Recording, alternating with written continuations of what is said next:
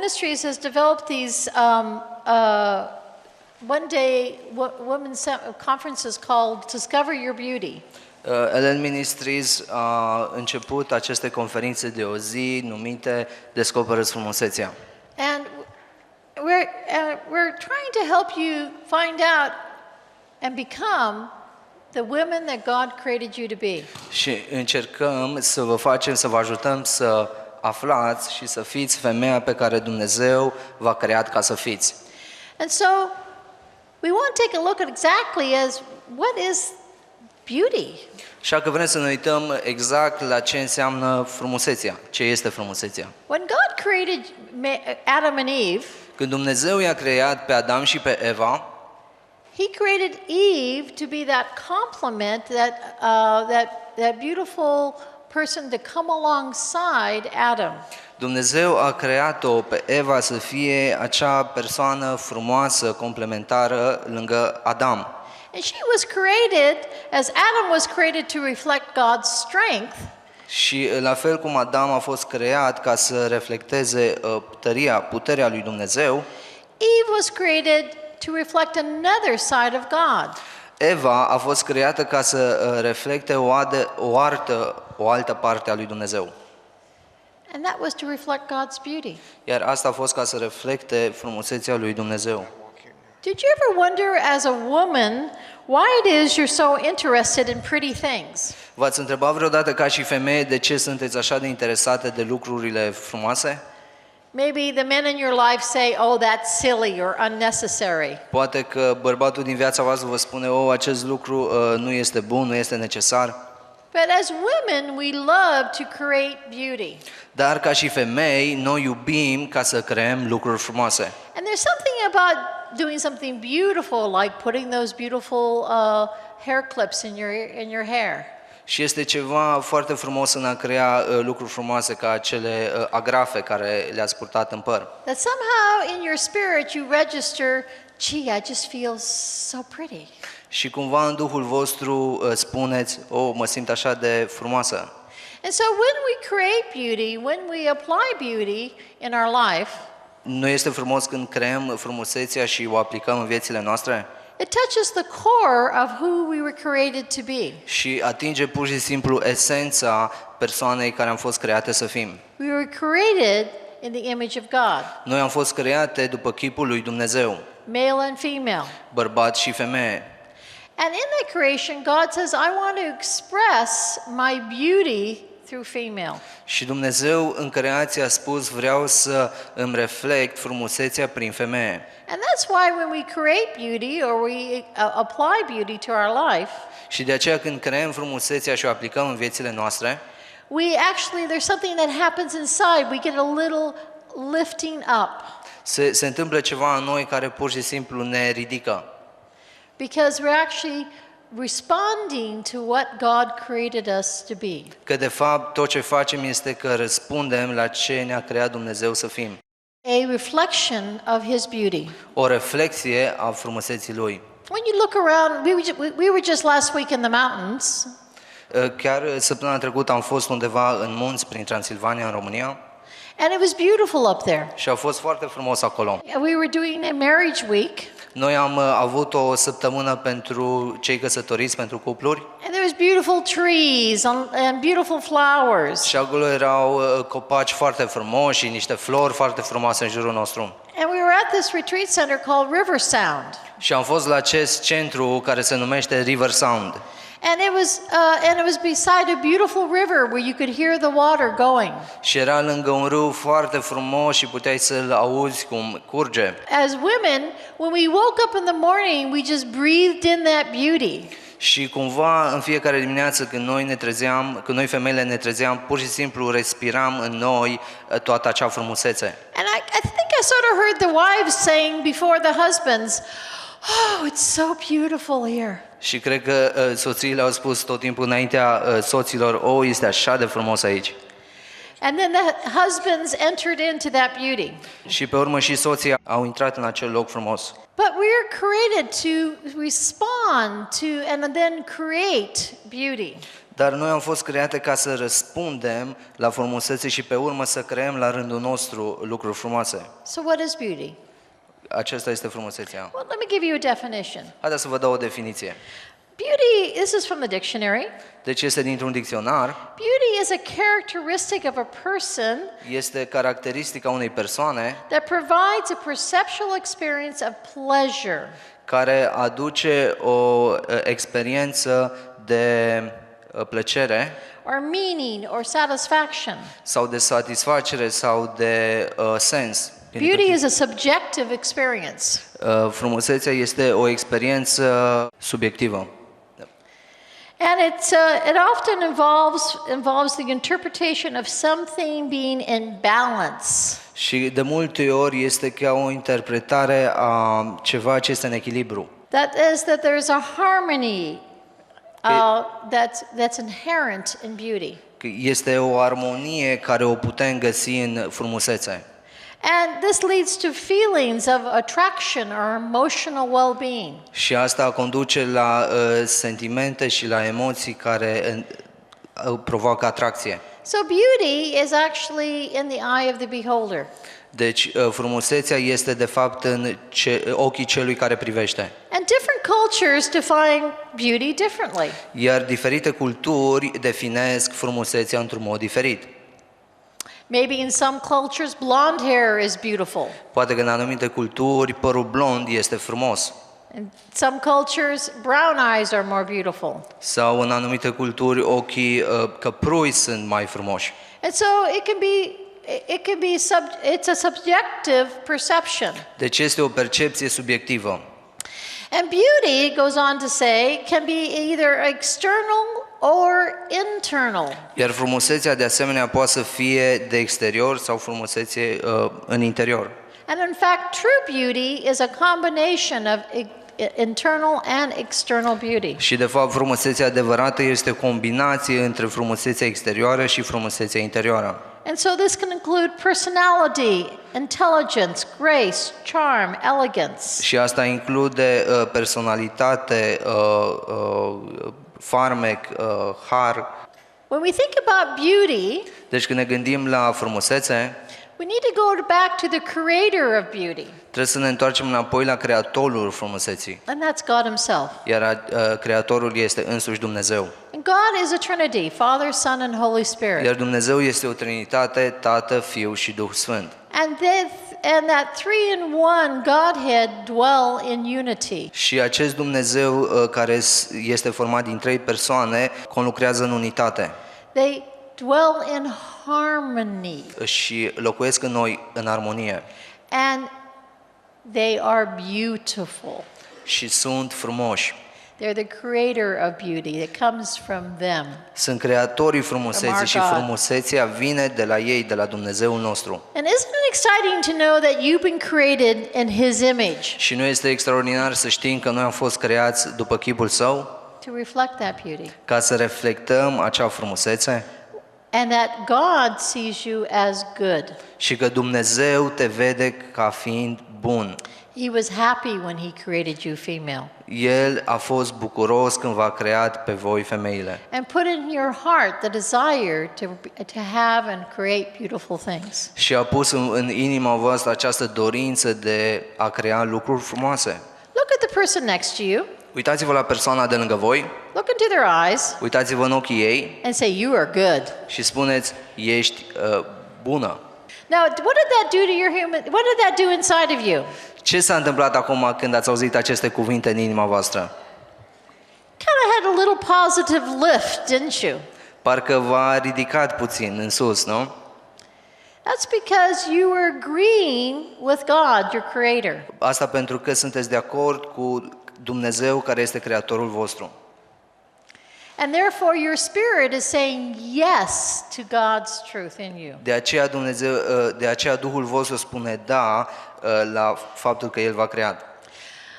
And we find that when women have been crushed, when they have somehow their beauty hasn't been affirmed, Dar am observat că atunci când o femeie este zdrobită și cumva frumusețea ei nu a fost afirmată de-a lungul timpului, that the first thing that's affected is their perception of beauty.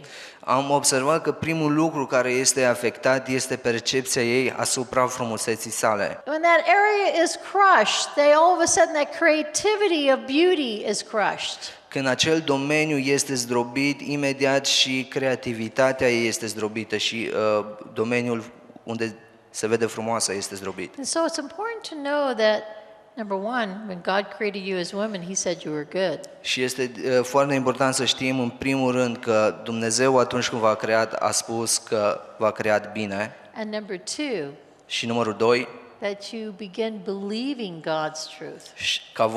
ca voi să începeți să credeți adevărul lui Dumnezeu. And realize that expression of beauty is a part of your reflection of God. Și să realizați că această expresie a frumuseții este o parte a reflexiei lui Dumnezeu. I'm looking at a lot of beauty sitting here right now. Văd foarte multe frumuseți care sunt în această sală aici acum. But is that how you feel about yourself? Dar așa vă simțiți și voi despre voi înșivă? And that's some of the things we're going to explore today. Și acestea sunt câteva lucruri la care ne vom uita în această zi. You see, our beauty, when we were created female, our beauty needed to be affirmed. Vedeți, noi când am fost create ca și femei, frumusețea noastră trebuie să fie afirmată. Beauty needs to be appreciated. Frumusețea trebuie să fie apreciată. Beauty needs to be noticed. Frumusețea trebuie să fie observată.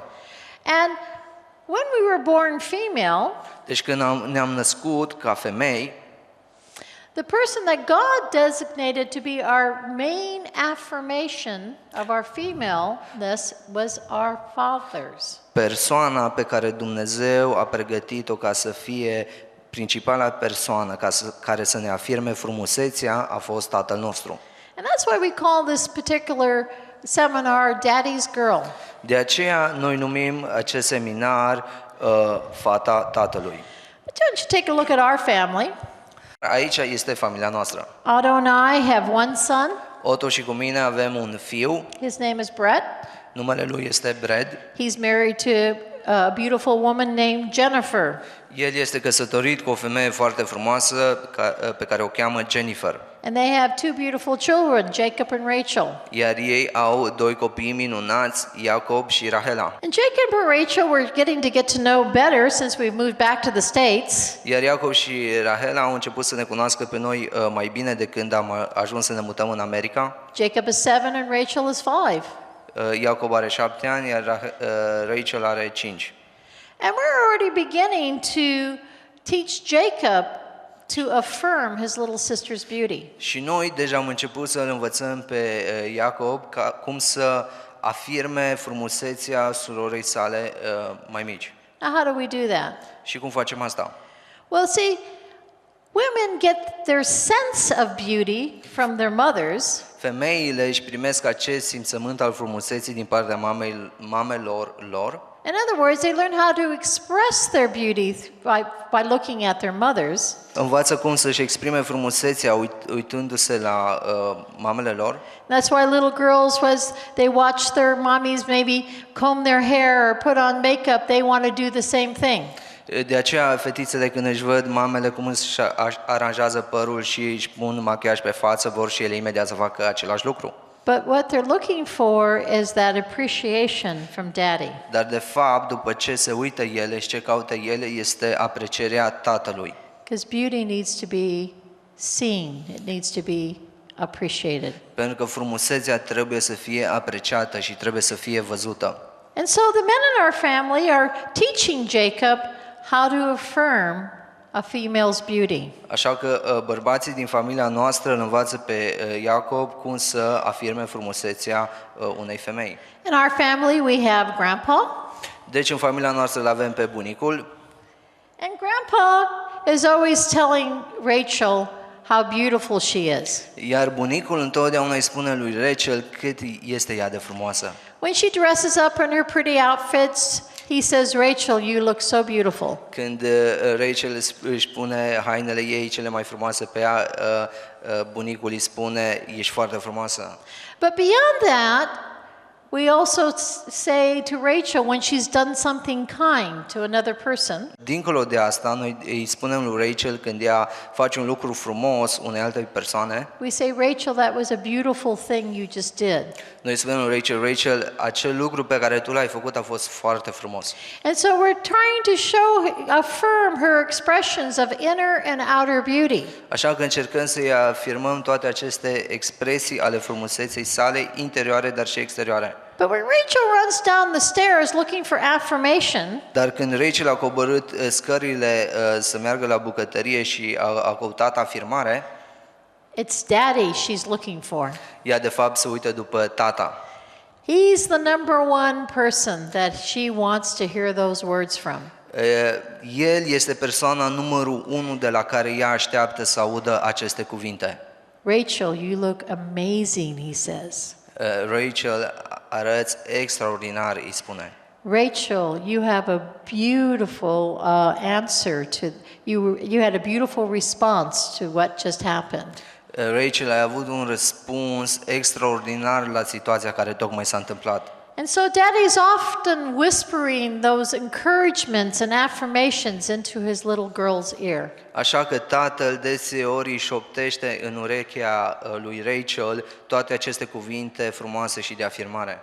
And Jacob is watching daddy and grandpa about how to be a man. Iar Jacob se uită la tata și la bunicul și învață de la ei cum să fie un bărbat. And Rachel has been taking ballet lessons lately. Și în ultimul timp Rachel a luat lecții de balet. And when she did her public performance, her recital, Și când a avut recitalul, acea performanță în public, the first two times she did the recitals, both grandpa and daddy gave Rachel a flower. de primele dăți când a avut acest recital, și tata și bunicul au venit și au fost prezenți. That was a beautiful dance, Rachel. Și a spus, a fost un dans extraordinar, Rachel.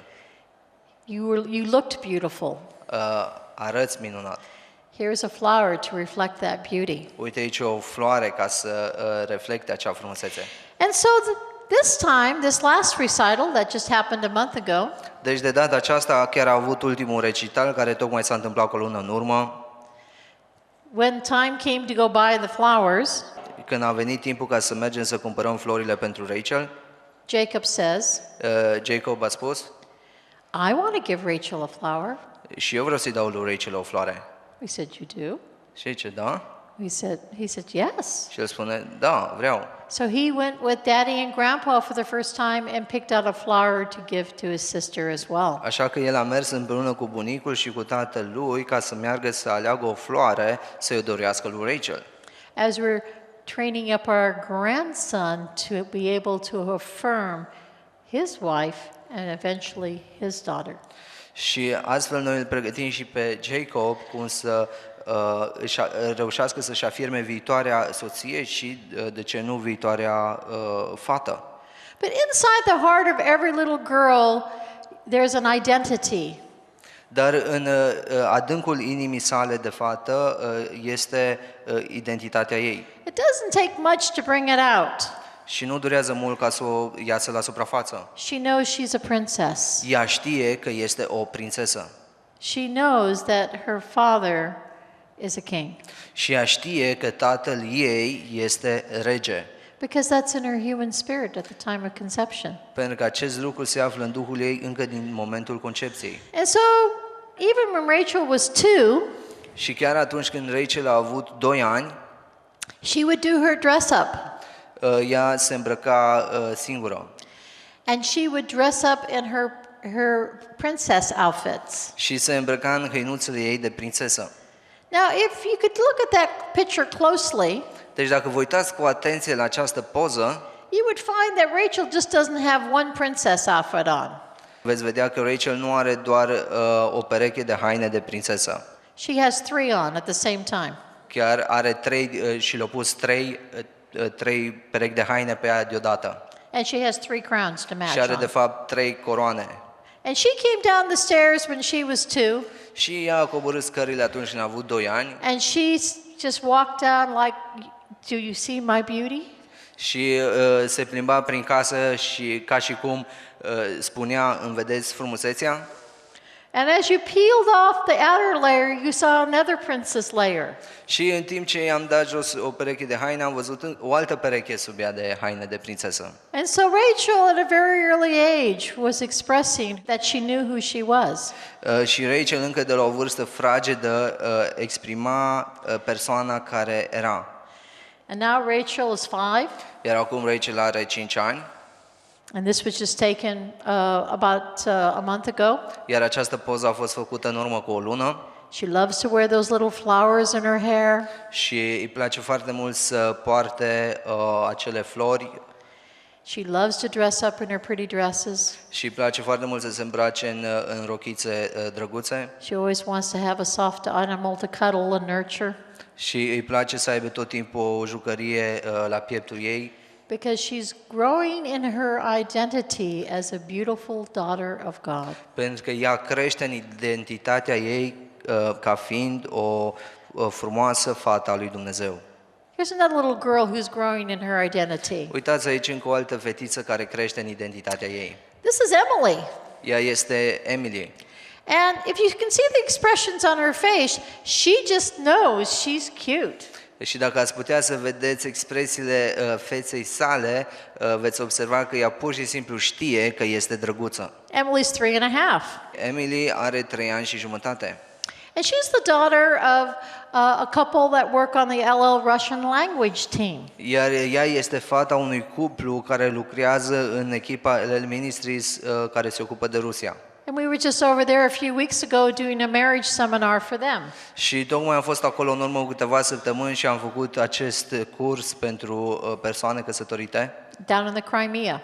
în Crimea. And I was watching little Emily for the whole week because she was down there with mommy and daddy as we did the program. Și am văzut-o pe Emilia împreună cu noi timp de o săptămână pentru că a fost acolo cu părinții ei la acest program. And she, like Rachel, knows who she is. Și ea, ca și Rachel, știe cine este.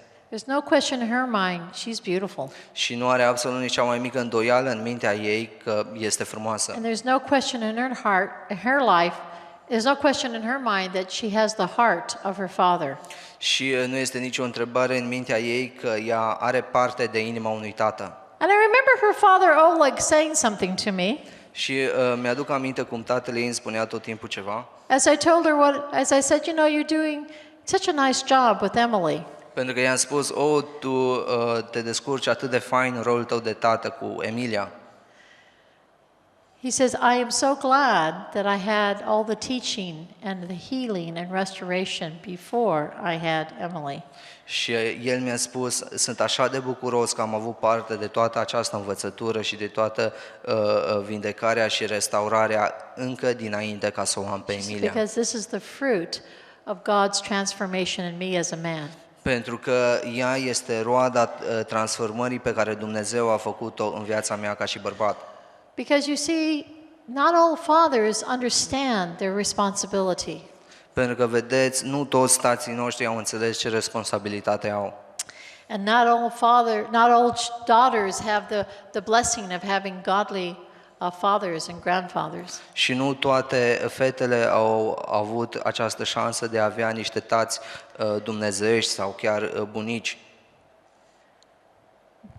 Maybe that was you. Poate că și voi ați fost, poate este și cazul vostru. Because if fathers don't understand the crucial role they have in their daughter's life, Pentru că tații nu înțeleg rolul crucial pe care îl au în viețile fetelor lor. they don't then call out that beauty from their daughters. Și nu știu cum să hrănească acea frumusețe în fetele lor. See, we're to be a delight to our fathers. Vedeți, noi am fost făcute ca să aducem bucurie și bucurie în viețile taților noștri. We're to captivate their hearts. Și noi am fost făcute ca să le captivăm inimile. But not all fathers understand that. Dar nu toți tații înțeleg acest lucru. I know my father didn't. Știu că tatăl meu nu a înțeles acest lucru. My father, even though he was delighted to have a little girl, he had no idea what to do with it. Tatăl meu, chiar dacă a fost bucuros să aibă o fetiță, știu că nu a știut tot timpul ce să facă. He didn't know how to relate to little girls or call forth their beauty. Nu a știut cum să se relaționeze cu o fată mică și cum să o ajute să descopere că e frumoasă. Because of my father's own abusive background, Și pentru că tatăl meu, la rândul lui, a avut un istoric plin de abuz, where he was physically abused often by his father, și în care el a fost deseori abuzat de către tatăl său, he had no concept of what love really was. nu a avut niciun concept despre ceea ce înseamnă dragostea. And so when he came to the role of fathering and parenting a little girl, he didn't have any understanding. Și când a ajuns să aibă acest rol de tată și că a avut o fată, nu a știut ce să facă. And so my father then, from the age of 3, expressed himself in an unseemly way. Așa că tatăl meu s-a exprimat față de mine într-un mod mai neclar. He began to sexually abuse me. S-a exprimat față de mine într-un mod păcătos, a început să mă abuzeze sexual. And he continued to sexually abuse me from age 3 to age 14. Și a continuat să mă abuzeze sexual de la vârsta de 3 ani până la vârsta de 14 ani. And so I had a terrible understanding of what it was to be a woman. Deci am avut o înțelegere groaznică despre ceea ce înseamnă să fii femeie. The very instrument of God who was supposed to bring out my beauty and bring it out safely was defiling me.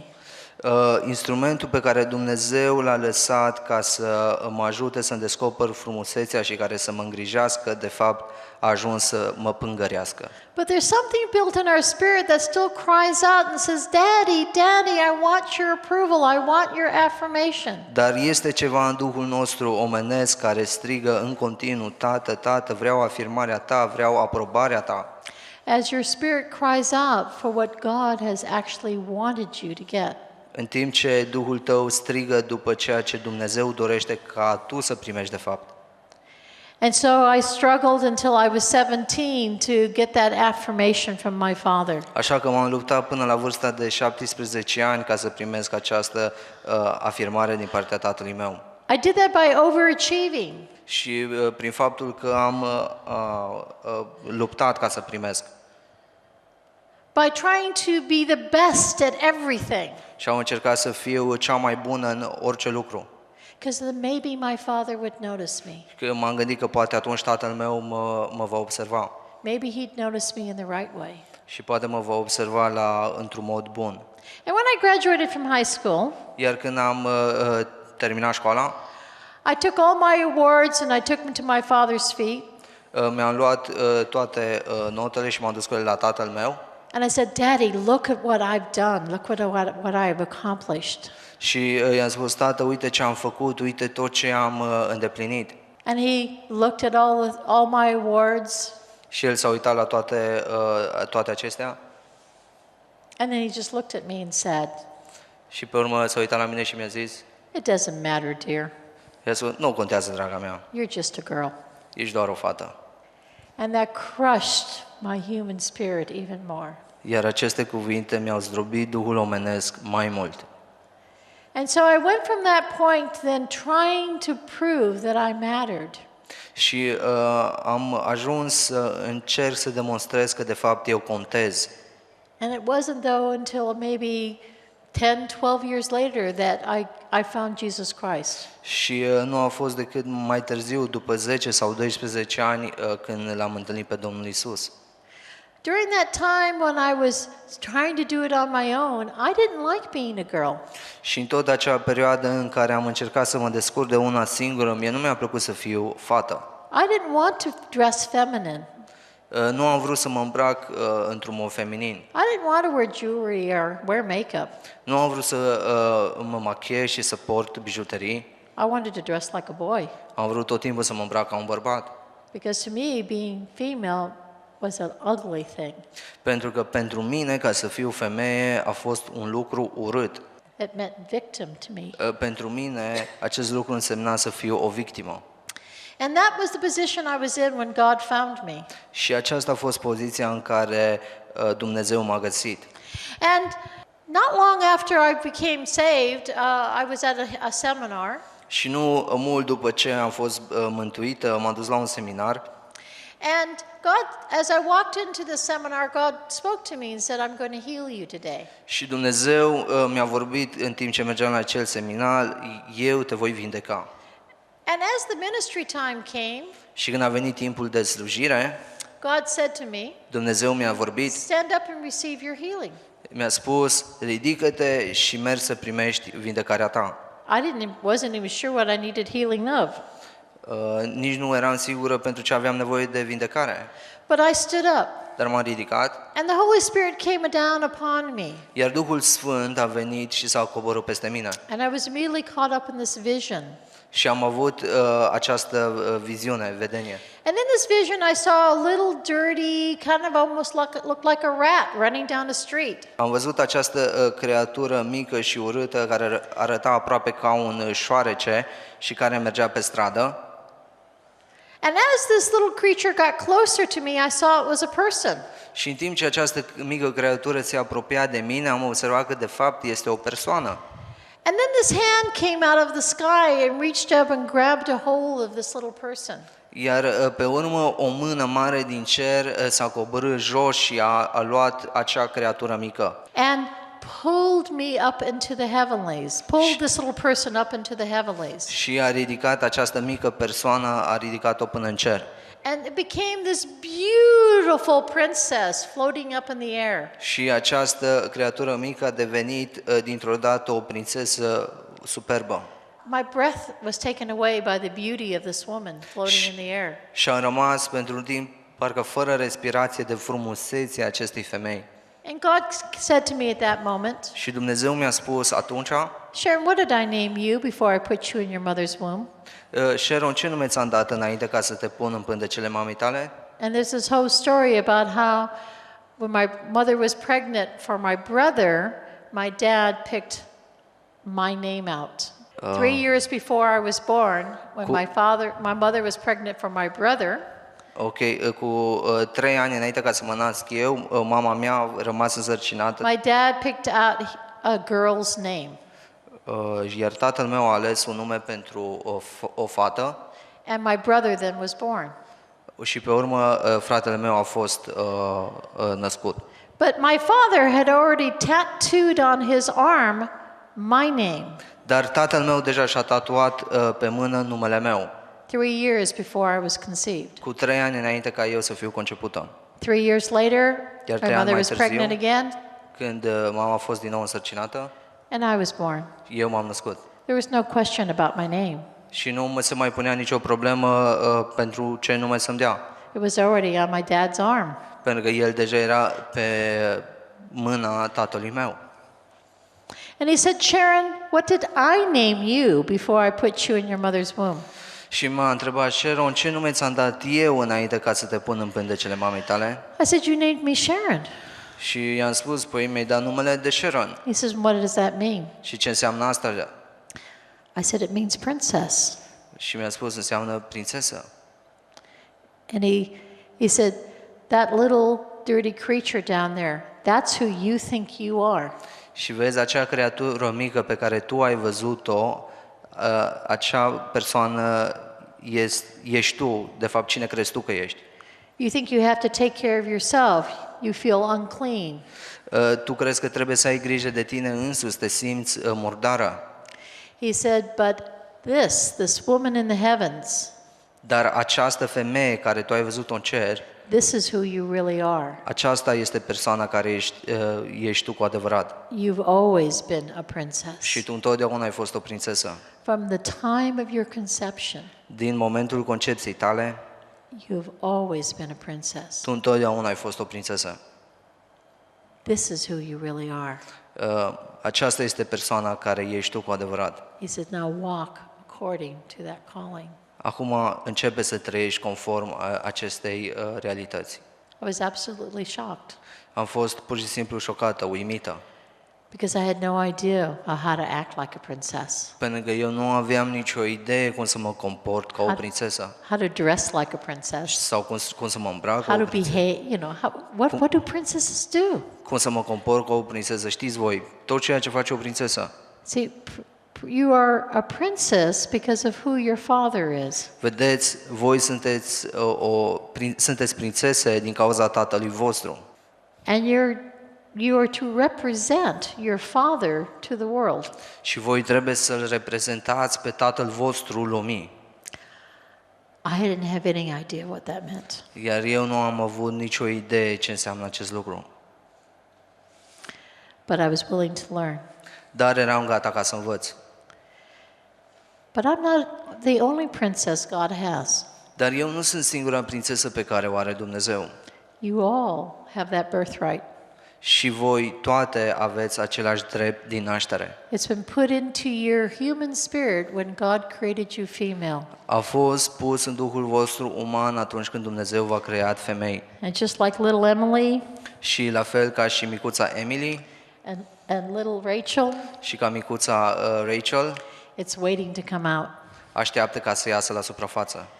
But the enemy has had much time with us to rob us of that identity. Dar inamicul dorește ca să ne jefuiască de toată această identitate. And in doing so, often robs us of the beauty that we're to reflect. Și dorește să ne jefuiască și de acea frumusețe pe care Dumnezeu dorește să o reflectăm.